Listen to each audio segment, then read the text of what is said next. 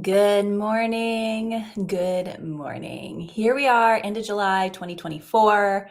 Welcome to Facebook. Sorry, Facebook. That just dated me like 15 years. LinkedIn Live. We're doing LinkedIn Live today. I believe we're also over on YouTube Live. Not really sure how that works, and I'm not going to worry about it, right? This is why it's called Trusting the Process. Trusting the process, which is today's topic.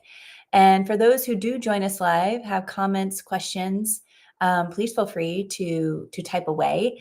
Otherwise, if you're catching the replay, please type away and I will get back to you or reach out to me via the DMs here in LinkedIn land or over on Instagram. I'm very active there as well.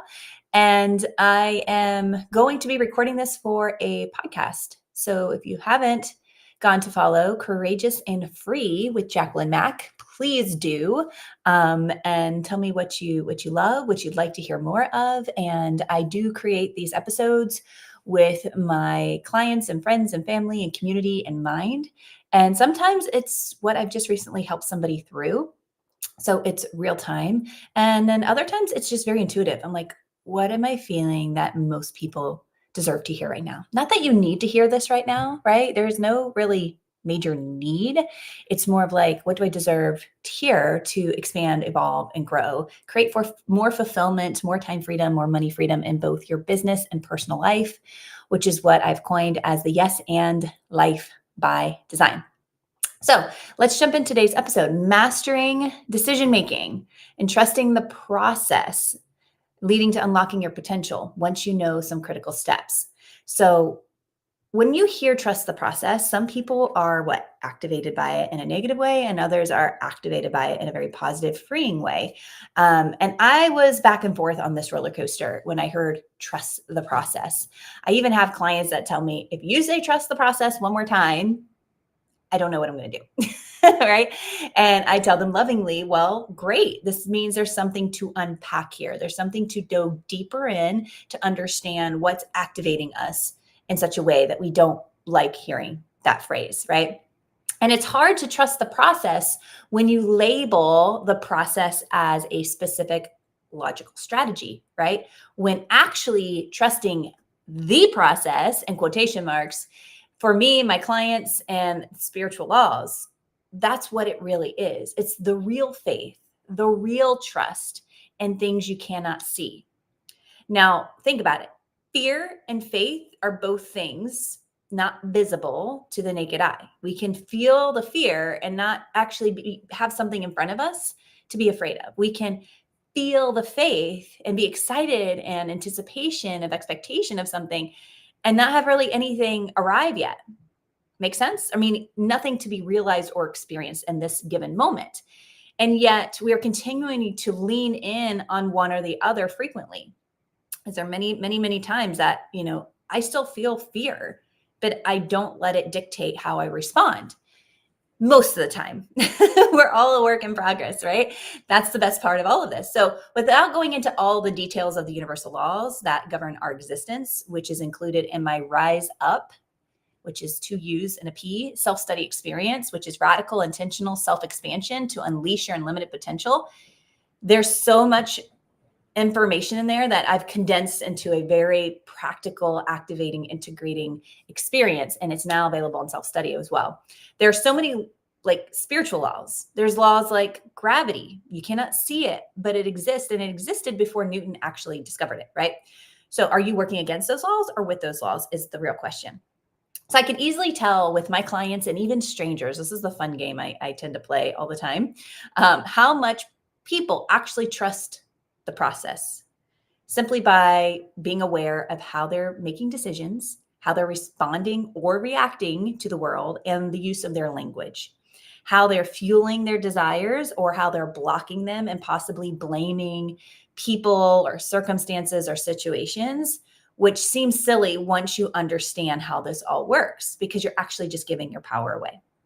So trusting the process is essentially recognizing you and I already know, a deeper knowing. And I'm touching my heart space because this is where the knowing comes from.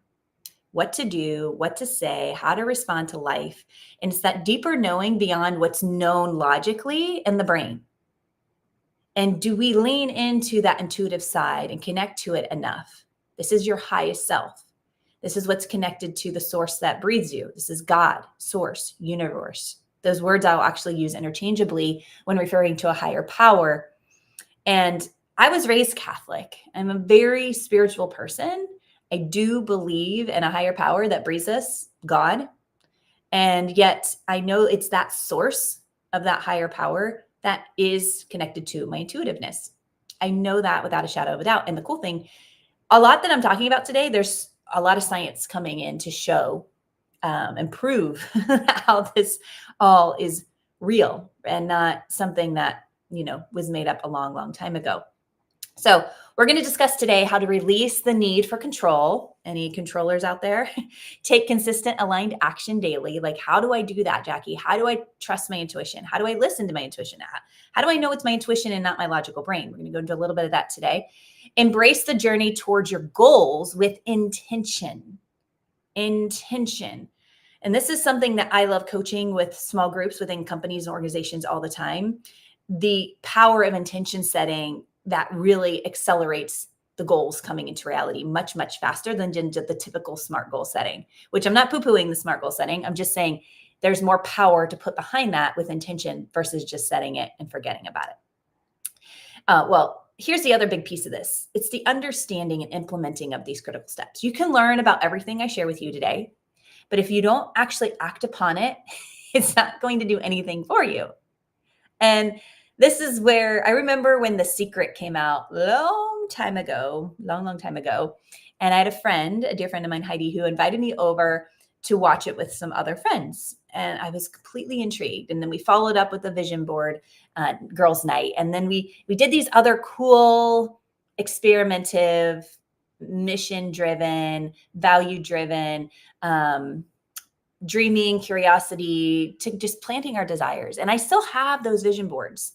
I still have them. Actually, I should have brought them, but this is a podcast, so you wouldn't be able to see them anyways. But for those who are live with me on video, just to see like the things that actually came to fruition, where my home is with acres of pine trees behind it, the RV on the side of the driveway, the boat under the lean-to, like the things that came to realize without me really forcing it. And then there are things that I actually did force. And I'm going to have some cool stories about that in relation to trusting the process, right? So how are we going to do this with intention? Give ourselves grace, avoid getting stuck into challenging circumstances or giving our power away to situations or other people. So the first piece to all of this is knowing how to follow your intuition. What is your intuition? And how does this play a big role in your decision-making if you allow it to? This is how you actually master your decision-making process. When you can think logically and feel intuitively and know when it's a yes, it's a yes. And if it's not a yes, it's a no. Or if it's a hard no, it's a no. And you don't have to justify or explain why. Like, save yourself, gift yourself back that time. How many of you continue to justify and explain things to other people or even yourself on why you should or shouldn't do something? I call it the shoulda, coulda, woulda all over yourself. Like, it's unnecessary. It's truly unnecessary. How do we tap into our intuition? Well, you're going to hear this and it might sound cliche, but it's the journaling and the meditation. And the meditation to me, as the simplest form, and to my clients, is when we pray, we're sending messages to God, to source, to universe, right? When we meditate, that's when we're actually listening. This is where people say, I've received downloads. And it can be in a legit sitting meditation state where you're practicing your mindfulness and you're just listening and being aware of where you are and you're drifting off to alpha theta. You can go into those deep meditation states, which I highly recommend. They're amazing. And if you need help with that, get with someone to get you there. But what also happens is like active meditation.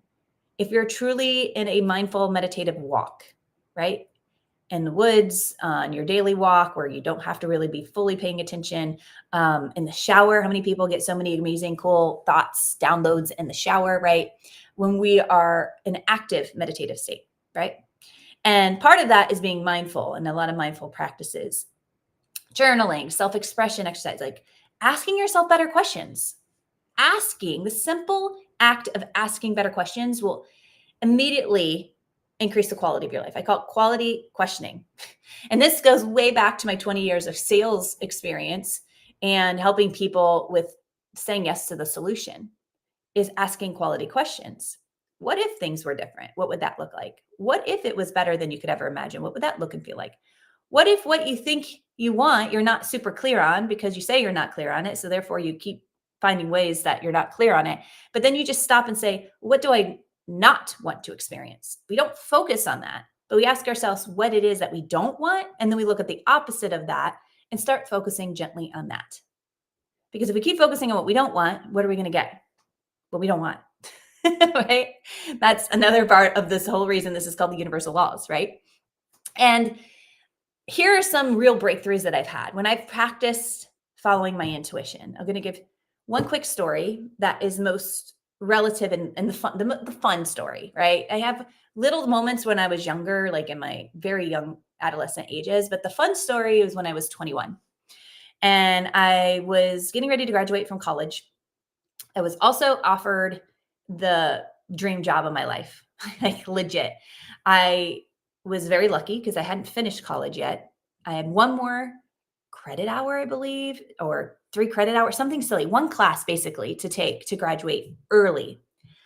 But I also didn't want to graduate early. I wanted to be complete with my college experience, but I wanted to walk with my graduating class. I also wanted to go on semester at sea and finish up my last semester on a boat going completely around the world with 600 other college students. And at the time that I went on semester at sea, it was sponsored by the University of Pittsburgh. I was pretty proud of myself for graduating uh, my college years by doing some I think it was a study program where I got paid to work at the College of Business.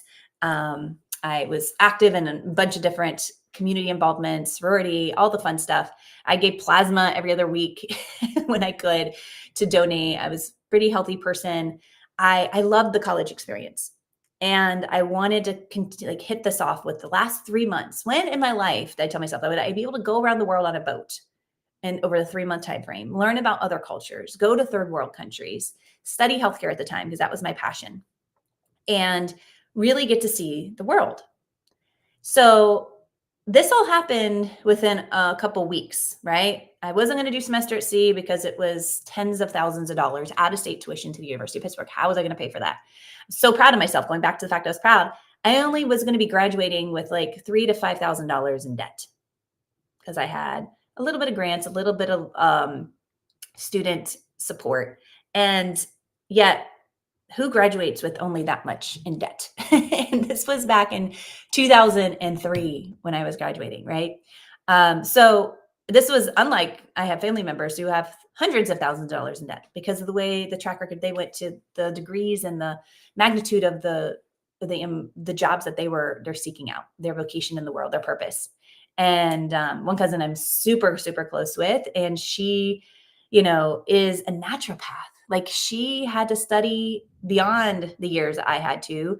And she's a brilliant, brilliant doctor helping so many people. But when she took that path, she was like, this is it. This is my passion. I'm like, you go.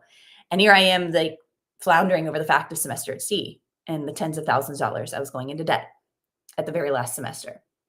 Not to mention the tens of pounds that I put on semester at sea. That's another story.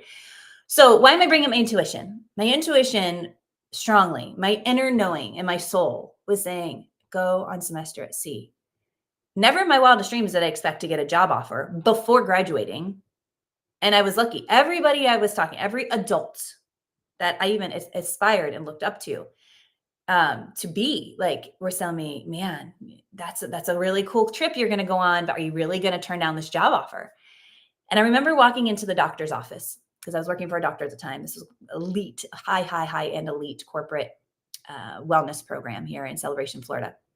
And I remember walking in, looking the doctor in the face, Dr. Rippey. He was amazing, leader in lifestyle medicine. And I said, I am 21 years old. I have no regrets to this day. I've lost the love of my life at 18 at that time. And I don't want any other, I don't want to have my first regret at 21 years old.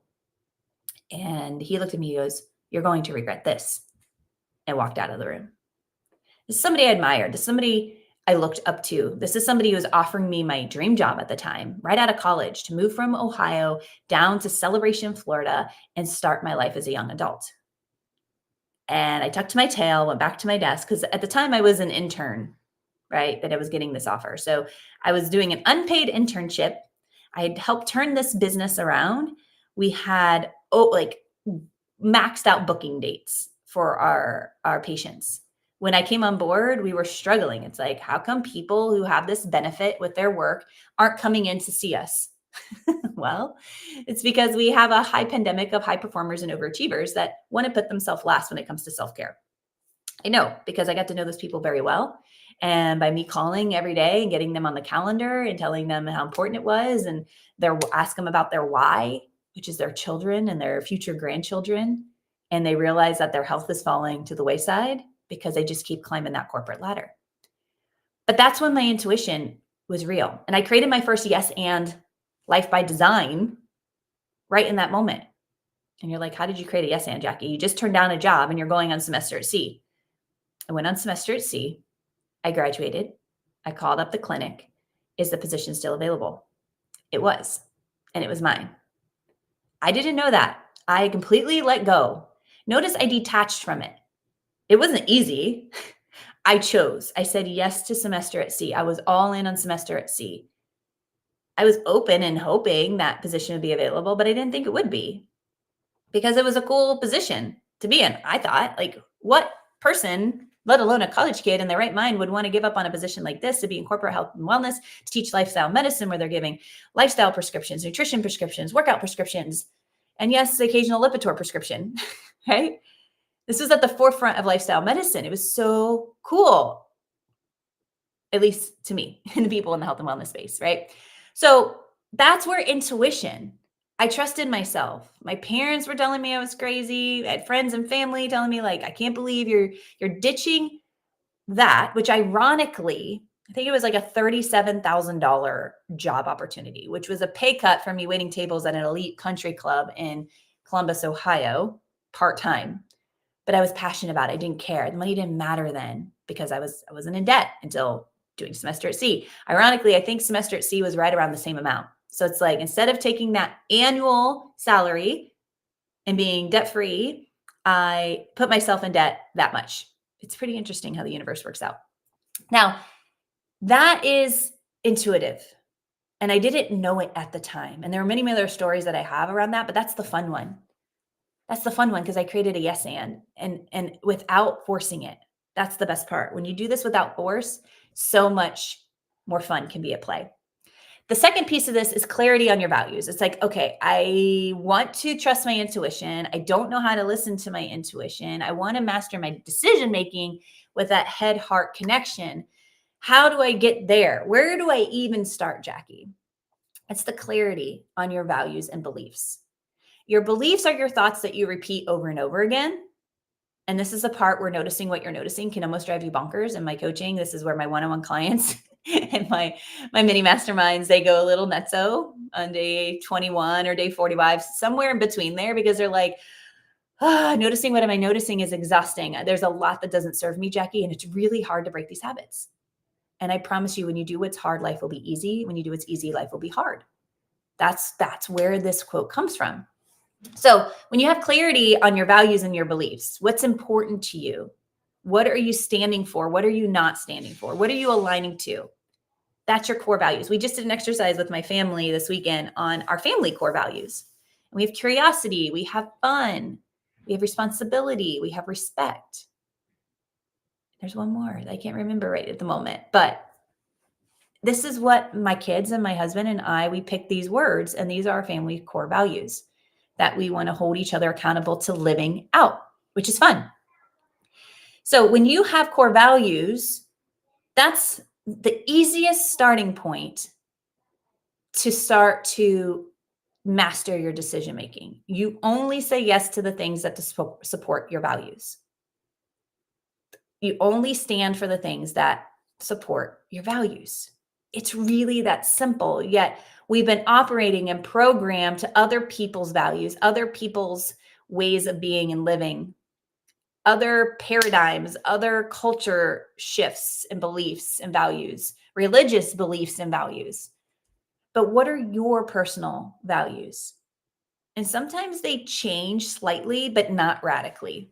Like I have a high value of honoring your word. Like to me, that's the highest form of integrity. Honoring your word to yourself, honoring your word with other people. That's huge to me.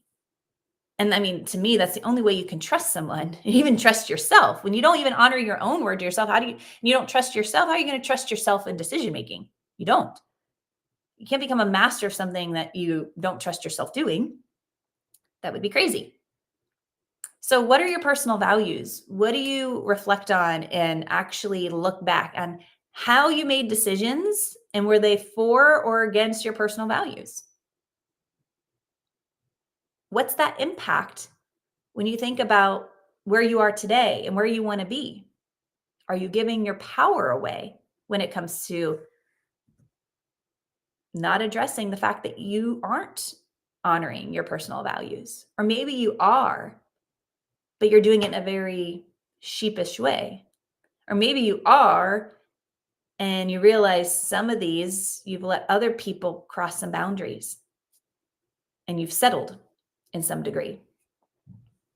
So when you have your values listed out, it could be 3, it could be 5, it could be 10. Like, what are those top values that you feel really good about aligning to and making your decisions around and creating that fulfillment in life? Because that's where the fun comes into play. Segment 3 is part of all of this coming to play: your intuition, your clarity on your values and beliefs. And this is what's going to require real trust, real faith. Real trust, real faith beyond religious practices. This is the intuitive, it doesn't look like it's going to happen, but I know it's going to happen. Your logical brain is like, show me, it's not happening. I don't see it. It didn't happen before. It's not going to happen now. Yeah, you're doing things different, blah, blah, blah. The dissuasion, the limits, the lies. The logical brain wants to protect us because it likes to be in the predictable. What's predictable is what's happened in the past. What's happened in the past feels a little comforting because it's predictable. It's familiar. But if you want to repeat your past, stay right where you're at doing what you're doing. If you want to live out your highest self and new desires and experiences, got to release some of those old wiring and firing behaviors and beliefs and thoughts and talks to ourselves. And that takes real trust in yourself, real trust in your highest self and universe, God source, knowing you're always supported, knowing you've been supported since the second you take in your first breath. And you will be supported to the second you take your last breath and you're released back into the spiritual world. When you build up your self-trust, you build your self-confidence. Sometimes it even starts with a little bit of competence. Putting in the reps, doing the things. This is where discipline equals freedom. When there's something you want to master, aka decision mastery, living out your highest self, a skill set for a work career, vocation component, a skill set for being a better parent, partner, community leader. When you put in the reps of the skills required consistently, you will be competent in those skills. But you can't go to the gym, lift a heavy weight, build a pretty bicep, and stop lifting the weight and the biceps stay pretty and strong. You got to have that continuous action. So the competence will also help with the self-confidence, which will also help in building that trust. And this is the hardest part of it all. I'm not going to lie. And this is one thing my clients appreciate about me. I hold a very safe space to be vulnerable. And it's finding the strength to be vulnerable and borrowing the support and strength of others when it's hard to be vulnerable, because that's what's going to be required as well. Now, there's going to be challenges, there's going to be wins and celebrations, and it's celebrating it all. I'm so grateful this happened because now I know even more what I don't want, right? Or I'm so grateful that this happened because it was effortless. It was effortless. Here's a quick, real fun, trust the process, faith. Long story short, there's a music artist, Sam Hunt. I met the whole band way back in the day. This was back in 2013, early 2013. They were still traveling, touring, quote unquote, in a white van pulling a trailer. they weren't signed to a label yet, basically. And I remember meeting them, hanging out. It was a small bars and venues. It was cool. They were fun. Great group of guys. Tyrone, Josh, JW, the manager, all of it. Super fun. Great time of my life. This was before kids, by the way. And fast forward to 2024, going on big tours, closing out stadiums, headlining act. I haven't kept in touch with these guys. Their lives went on in one direction and mine went in another. And yet we have those memories. It was fun. I have photos and we reminisce on that from time to time when we do see each other. I didn't know if and when I'd ever see these people face to face again. But my daughter liked the band and she really wanted to see them. Last minute bought tickets, Cuyahoga, Ohio, at the Blossom Stadium. Beautiful venue, by the way. And she really wanted to meet them. Mom, you have so many pictures of meeting these guys. I would really like to meet them. Well, honey, that was back then. Anything's possible, but I'm not sure how we can meet them. I can message them. I can see if they answer. They're busy and they're big now. And ever since they've gotten bigger, and I'm sure there's more rules in place, and they can't see everybody that they've met at some point, right? Quote unquote. So we let it go. I go, do you want to sit in the lawn? Do you want to sit? I want to be up close to the stage. Cool. We get you up close to the stage. We got pit. We did VIP parking. We didn't pay for the VIP package because there was a lot of stuff that we didn't need. Involved alcohol with my, almost 9-year-old daughter. And so we get there early and she has on her cute little sparkly skirt. We go to the merch counter. She buys a t-shirt. She's all excited. And this is her first concert as a living, breathing human being. I have a photo of her in my belly. I'm about 9 months pregnant, seeing Sam Hunt and a bunch of other people, Old Dominion, Parmalee, Michael Ray. Actually, I had VIP for that too, that I won, quote unquote, cool, out of the blue, right? Real trust, real faith. And met a lot of these artists too during that. But I was 9 months pregnant. So she could hear. She heard them for the first time way back then, but saw them for the first time in 2024. Right? She's almost 9. So it was a cool story. And I shared it with a couple people online. Next thing I know, some lady's tapping me on the shoulder, turn around. Hey, who are you here to see? My daughter's like, well, it's my first concert. Sam Hunt. My mom's met them back in the day, but she told me I might not get to meet him, but I'm hoping to be up front and blah, blah, blah. And she goes, well, would you like to meet them? She was from the local Cleveland country radio station, hands us 2 meet and greet tickets. Just like that. Real trust, real faith. I didn't have a death grip. I wasn't bugging the artist and the guitar player and the bass player. Hey, can you get us in? Can you get us in? Every single minute, every single second. I did give them a heads up. I'm like, hey, we're going to be at this concert. Keep a lookout for us. Katie is thrilled to see you guys if it works out. And if it doesn't, I totally understand. Sending out my desire, releasing it, expecting it, but with no death grip. Was it going to happen that night? I didn't know. Was it going to happen 10 years from now? Possibly. Real trust, real faith, letting go of the how. And that's the releasing of the how. That's this last piece, this bonus piece I want to bring into all of this. Because when you release the how, you open up for that or something better. I didn't have to pay for the meet and greet, nor could I have. It wasn't available. I looked, right? But I didn't have to pay for it. I was willing to pay hundreds of dollars to let her meet, to allow her first concert experience to be epic. And it was without me having to do anything extra. Understanding the concepts of surrendering. How do you surrender to the how? But Jackie, I really, really want it. I really, really want it. I get it. But there's always something better in play. Another quick story of releasing the how. We moved to Dallas, Texas, sold the house in Orlando, met my husband in his new role, made sure he was in this role for 4 months. He never left a company for 16 years, left a company, went to work for a French company. This is all in audiovisual meetings and events. He goes to Texas, 4 months. I said, okay, the house on the market, sold in 2 weeks, packed up the dogs, everything from our 3,000 square foot home, combined it into a 1,400 square foot townhouse, downtown Dallas. So fun. Again, this was all before kids. I get there and I just got out of coaching a little bit, was a little bored with my coaching. I was like, Tony Robbins was big. I didn't want to be a Tony Robbins. I was like, let me figure it out. Got into luxury real estate, sold multi-million-dollar homes at Elworth Realty. It was super fun. Met Bubba and all the big wigs in Orlando. Tiger Woods would come through, hosted some cool events. It was amazing. And then realized that wasn't super fun either. But I was moving to Texas anyway. So I said, I don't really want to go into real estate. Let me find another luxury company I want to work for, FlexJet. I was like, cool. They had an opening for account management. I was perfect for it. I had high ticket sales, worked in corporate health and wellness, did luxury real estate, multi-million-dollar homes. I just loved it. I knew how to talk the talk and walk and value and respect people at that level. And I wanted to see and hear what all these people were doing. And plus I was really inkling into like more entrepreneurship. I'm like, hello, most entrepreneurs have private jets. At least that was my understanding, right? I apply, I don't hear back. A couple days go by, don't hear back. I apply again, I follow up, nothing. I seek out headhunters.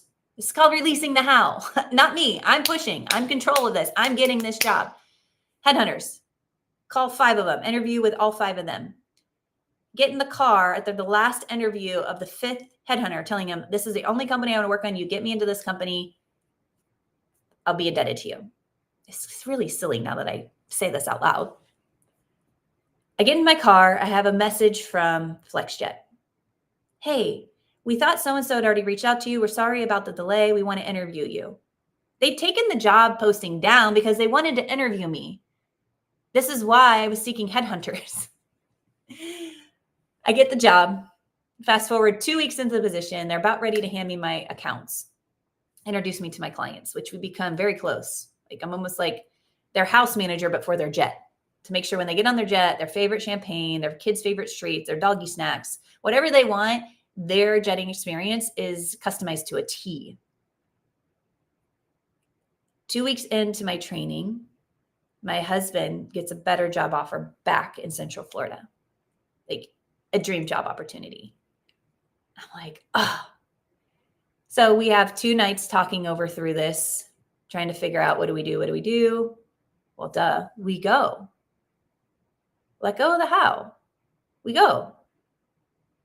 I shouldn't have pushed so hard on the how of me not getting this job, because if I just would have waited out, right, of pushing and trying, maybe it wouldn't have happened and I could have just enjoyed Dallas and we would have moved back anyways. Maybe. Like, again, hindsight's 2020. But release the how and leave open for that or something better, but continue to take that flexible, aligned action. What is aligned action? Now, this is where I'm going to just myth bust a big thing here in the coaching world space. Aligned action mostly feels good, but we can feel fear and take aligned action, especially if it's something we've never done before. We can be excited or a little anxious or a little worried and take aligned action. But what we're not doing is taking that action just because someone told us it doesn't feel good. And we're getting that sixth sense, or we're like, why am I doing this again? That's not aligned action. And this is where I work with my clients a lot heavily on, because they've been firing out of alignment for so long that it feels natural and normal. And here we are to stand here today and say, this is not going to get me to where I want to go. It's actually, I'm blocking myself because I'm trying to control the how. As a recovering type A, as a recovering people pleaser, as a recovering control freak, this can be the biggest struggle for most people, is releasing the how, but taking that action anyways.